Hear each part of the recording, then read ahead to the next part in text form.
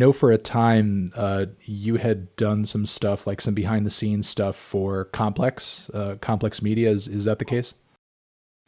Yeah, I used to intern for Complex one Yeah. summer. Um, Mhm. well, I mean, assuming that, your interest in that sort of thing kind of lasted, longer than that span of time, has any of that, I guess, time that you spent on maybe kind of the publishing or like the writing side of the industry, does that inform at all, kind of the way that you present yourself as an artist, having maybe a bit more of an idea as to how certain things may be perceived, written about, tweeted out on social media, so on and so forth. I know that you have a background in marketing as well. I mean, do you feel like this adds to your ability to succeed as a commercial artist? Because I mean, as anyone who does what you do knows, I mean, there's the creative side of it, but then there's also like the literal selling it, pushing it, and making money off of it side too.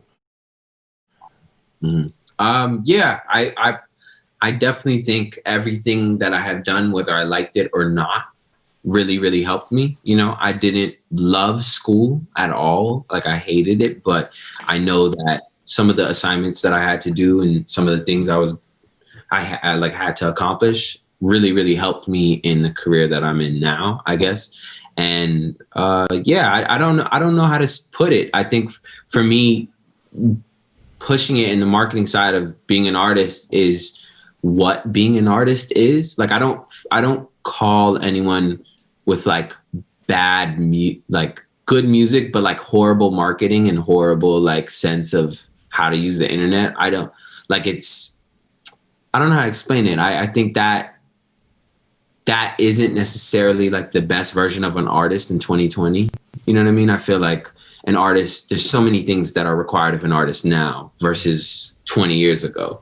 You need to be personable. You need to be whatever it is. I can't list all the things, but I definitely feel like all the things I worked on in the past really, really helped me now, just because I was like, yo, they don't want to listen to my mixtape.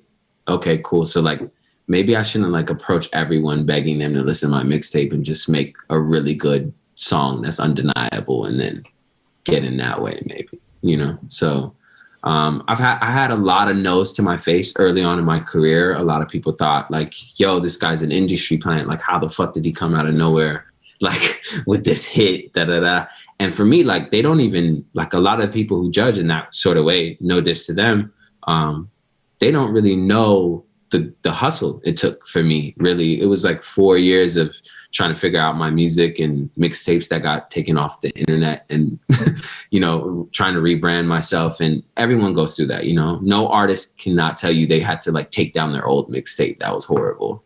So yeah, I feel like everything's a learning Yeah, experience. the whole industry plant like argument and mindset is really difficult, because if you enjoy the music, you enjoy the music. And regardless, like, even if you did come up in an organic way, if you then sign with a major, like, you're an industry artist at that point. So I mean, at what point you enter the industry, does it really even matter? Yeah, I mean, it is what it is. I feel like when you make something from scratch and you put it out and it does well on its own, and then labels are kind of wanting to sign you after that, that's like so far from an industry plant. That's a person who worked hard to get Mhm. where they're at. And I think a lot of people don't necessarily see like the dozens of artists every year, which I mean, maybe I have more exposure to because I'll get them promoted toward me. Of the many who are signed right out of the gate, they put out a record and it flops. I think a lot of people don't necessarily understand that being on a label means that you'll be automatically successful, or that the red carpet will be rolled out for you wherever you go. And it's just not the case.